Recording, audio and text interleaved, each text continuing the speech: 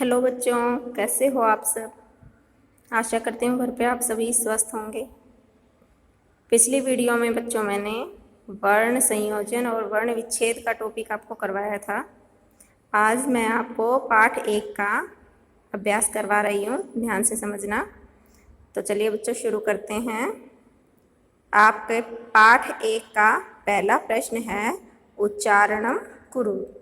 देखिए बच्चों समझिए, उच्चारण उच्चारण कुरु का मतलब होता है बोलना, उच्चारण करना मतलब बोलना।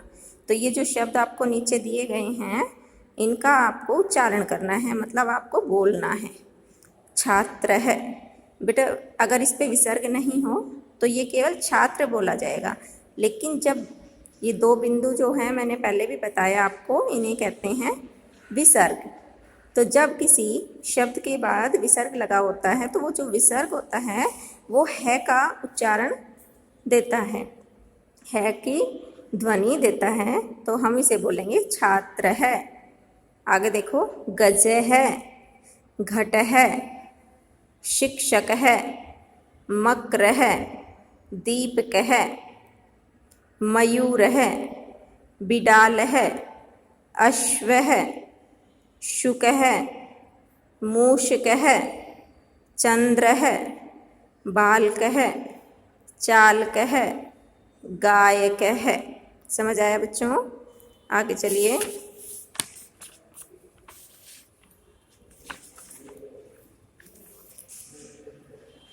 प्रश्न 1 का ख भाग, चित्राणि दृष्ट्वा पदानि उच्चारयत।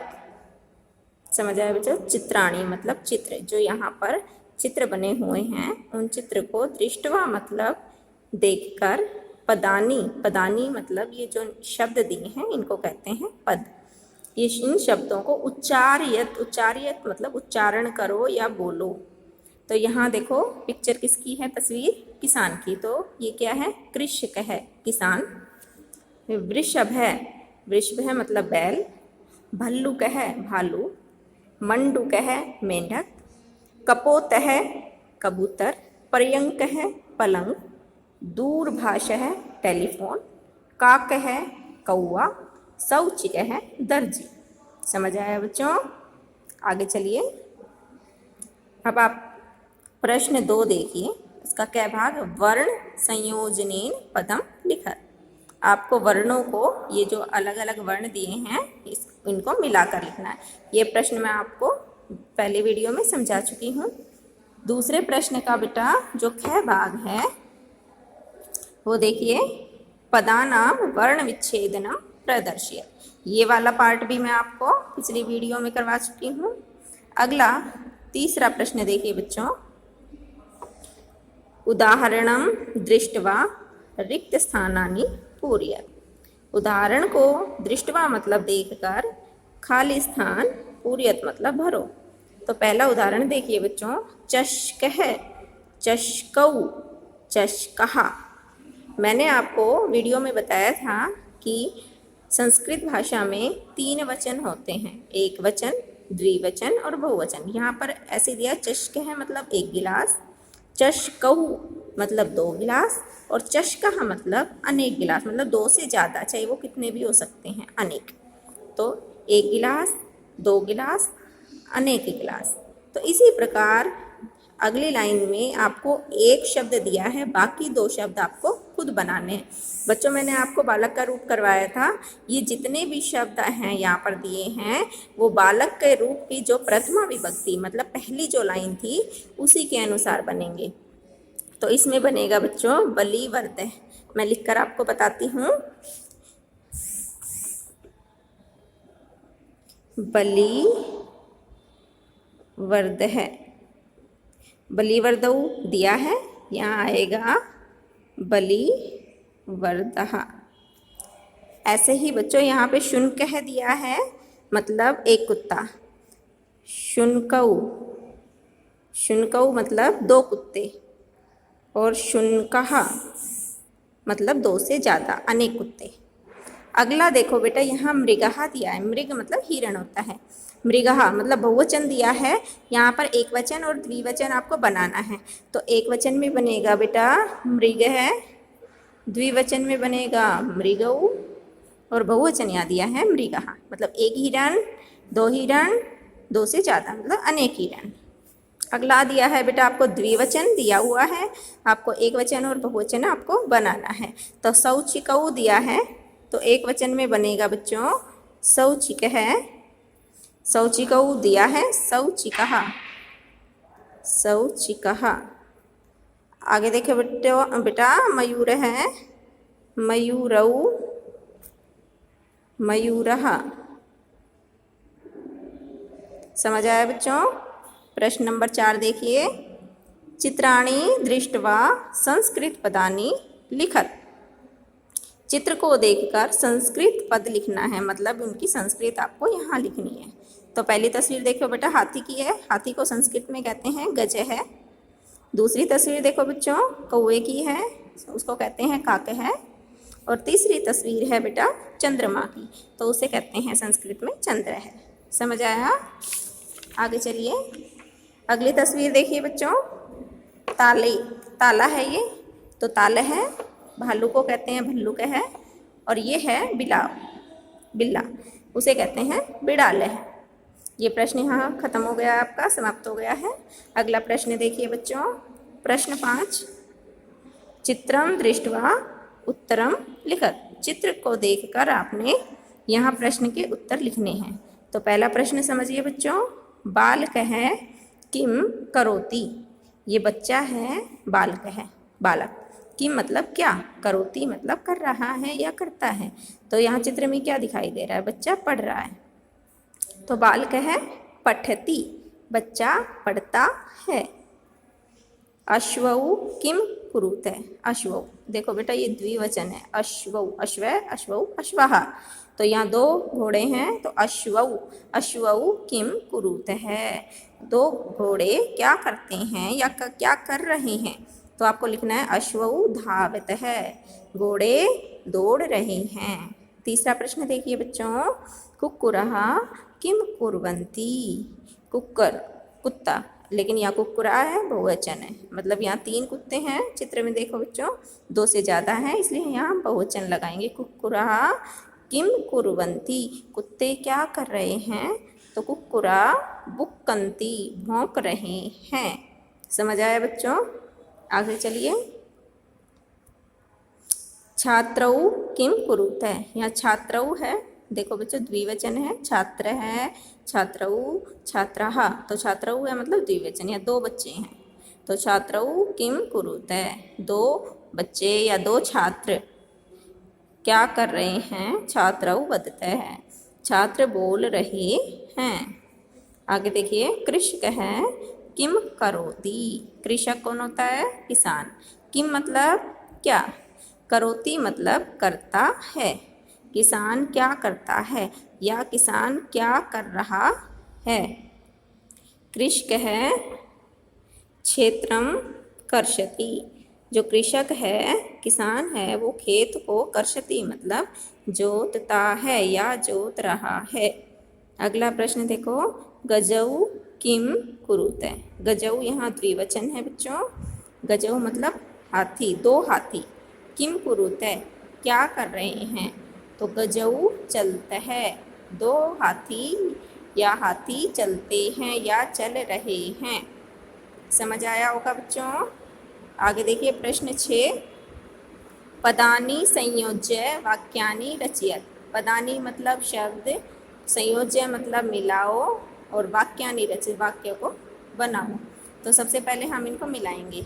गजः, अब इनमें से नृत्यन्ति, गायति, पठतः, चलन्ति, गर्जतः, इनमें से हम क्या मिलाएंगे, गजः चलन्ति, क्योंकि बेटा जो गजा है वो बहुवचन है और चलन्ति भी बहुवचन है, हाथी चलते हैं। सिंहऊ गर्जतः, गायक है गायति, जो गायक है वो गाता है। बालकऊ पठतः, बच्चे पढ़ते हैं।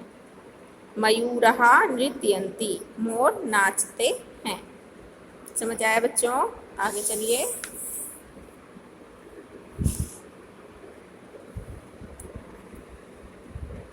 मंजूषात् पदम चित्वा रिक्त स्थानानि पूरयत्। मंजूषा, मंजूषा जो ये बॉक्स बना हुआ है इसको मंजूषा कहते हैं। पदम चित्वा, पदम मतलब मैंने बताया पहले भी, ये जो शब्द लिखे हैं ये पद हैं। तो इस बॉक्स में से आपने शब्द लेना है, चित्वा मतलब लेकर, चुनकर, खाली स्थान, रिक्त स्थान का मतलब खाली स्थान, पूरियत मतलब पूरा करो, भरो। तो सबसे पहले बच्चों हम इनके मतलब समझेंगे, मीनिंग समझेंगे। नृत्यंती मतलब नाचते हैं, गरजते हैं मतलब गरजते हैं, धावती मतलब दौड़ता है, चलते हैं मतलब चलते हैं, फलंती मतलब फल देते हैं, खादती मतलब खाता है। मयूरहा, मयूरहा नृत्यंती, मोर नाचते हैं। गजहु चलते, हाथी चलते हैं। वृक्षः फलंती, पेड़ फल देते हैं। सिंहौ गर्जते, सिंह मतलब शेर गरजता है। वानरः खादति, बंदर खाता है। अश्वः धावति, घोड़ा दौड़ता है। आगे देखिए बच्चों, स तौ ते इतेभ्य उचितं सर्वनाम पदम चित्वा रिक्त स्थानानि पूरयत्। अर्थ समझिए बच्चों इसका। से का मतलब होता है बेटा वह, मैंने अनुवाद में भी समझाया था आपको। से का मतलब वह, तऊ का मतलब वे दो, और ते का मतलब होता है बच्चों वे सब, मतलब दो से जो ज़्यादा होंगे, चाहे तीन हो चार हो, मतलब कितने भी हो सकते हैं। ते का मतलब दो से ज़्यादा, वे सब। इतेभ्य मतलब इन, चाहे से भरा जाए खाली स्थान में या तऊ या ते, इनमें से आपने सही सर्वनाम पद लेना है और खाली स्थान भरना है। तो सबसे पहले देखिए बच्चों, अश्वः धावति, घोड़ा दौड़ता है। अब आपको कैसे पता चलेगा बच्चों कि आपको से भरना है या तऊ भरना है या ते भरना है? तो इसके लिए आपको जो यहाँ करता है वो देखना है। करता मतलब जो काम का करने वाला है। अश्व, अश्व धावती, घोड़ा दौड़ता है। दौड़ने का काम कौन कर रहा है? घोड़ा। तो घोड़ा क्या है बच्चों? करता। तो आपको ये देखना है कि जो आपका करता है, यदि वो एक वचन है तो आप से भरोगे खाली स्थान में। अगर आपका कर्ता जो है वो द्विवचन है तो आप तऊ भरोगे, और यदि आपका कर्ता बहुवचन है तो आप ते भरोगे। ठीक है। तो अब आपको ये देखना है कि एक वचन है अश्व, द्विवचन है या बहुवचन है। तो हमें जो बालक का रूप हमने याद किया था उसकी पहली लाइन याद करके रखेंगे कि बालक है, बालकऊ, बालकहा। तो सभी जो पुल्लिंग शब्द हैं उसी के अनुसार चलेंगे, एकारांत पुल्लिंग। तो अश्व, अश्वऊ, अश्वा। तो ये अब आप सोचो बच्चों कि एक वचन है, द्विवचन है, बहुवचन है। अश्व, अश्वऊ, अश्वहा। तो ये एक वचन है। एक वचन है तो हम खाली स्थान में से भरेंगे। से, अश्व की जगह हमने लिखा बच्चों से धावती। अगले देखो गजहा, तो गजे, गजऊ, गजहा तीसरे नंबर पर आया है, तो मतलब बहुवचन है। बहुवचन है तो हम भरेंगे बच्चों ते। तो हमने यहाँ लिखा ते, और चलंती तो यहाँ लिख दिया ते चलंती। आगे देखो छात्रऊ, छात्रऊ। अब देखना पड़ेगा कि एक वचन है छात्रऊ, द्विवचन है या बहुवचन है। छात्र है, छात्रऊ, छात्रहा। तो यहाँ दूसरे नंबर पर है तो द्विवचन है। तो द्विवचन है तो यहाँ से बच्चों हम तऊ लेंगे। तो यहाँ लिखेंगे तऊ पठतः। वानरः क्रीडन्ति, वानर, वानरऊ, वानरः तीसरे नंबर पर है, मतलब बहुवचन है। तो बहुवचन है तो यहाँ से हम क्या लेंगे? ते। तो यहाँ हम लिखेंगे ते क्रीडन्ति। आगे देखो गायक है, एक वचन है बच्चों, ये गायक है, गायकऊ, गायकहा। तो एक वचन है तो हम यहाँ क्या लेंगे? से। मयूरः नृत्यन्ति, मोर नाचते हैं। अब यहाँ पर मोर कितने हैं देखो, मयूर है, मयूरा सॉरी मयूर है, मयूरऊ, मयूरहा। तो ये तीसरे नंबर वाला है, मतलब बहुवचन है। बहुवचन है तो हम यहाँ क्या लेंगे? ते। तो ते नृत्यन्ति। समझ आया बच्चों? अभी यहाँ पर देखिए बच्चों, संस्कृते त्रीणि लिंगानि भवन्ति। संस्कृत भाषा में 3 लिंग होते हैं। हिंदी में तो हमने 2 पढ़े हैं, स्त्रीलिंग और पुल्लिंग, लेकिन संस्कृत भाषा में हम 3 लिंग पढ़ेंगे, पुल्लिंग, स्त्रीलिंग और नपुंसकलिंग। जो पुरुषवाचक शब्द होते हैं वो पुल्लिंग, जो स्त्रीवाचक शब्द होते हैं वो स्त्रीलिंग, और जो न पुल्लिंग में गिने जाते हैं ना स्त्रीलिंग में गिने जाते हैं, ऐसे शब्दों को बच्चों नपुंसकलिंग कहते हैं। संस्कृते त्रयः पुरुषाः भवन्ति। संस्कृत में 3 पुरुष होते हैं। प्रथम पुरुष है, मध्यम पुरुष है, उत्तम पुरुष है। इनके बारे में बच्चों अभी आपको नहीं पता होगा, क्योंकि मैंने अभी आपको धातु वाला जो टॉपिक है वो नहीं कराया है, लेकिन मैं थोड़ा बता देती हूँ। जैसे हम इंग्लिश में करते हैं person, first person, second person, third person, उसी प्रकार है ये। अभी बाद में समझाऊंगी मैं आपको। संस्कृते त्रीणि वचनानि भवन्ति। संस्कृत में 3 वचन होते हैं। हिंदी में हमने 2 पढ़े हैं, एक वचन और बहुवचन। संस्कृत में हम 3 वचन पढ़ेंगे, एक वचनम, द्विवचनम और बहुवचनम। एक वचन, द्विवचन, बहुवचन। आशा करती हूँ बच्चों ये टॉपिक आपको समझ आया होगा। धन्यवाद।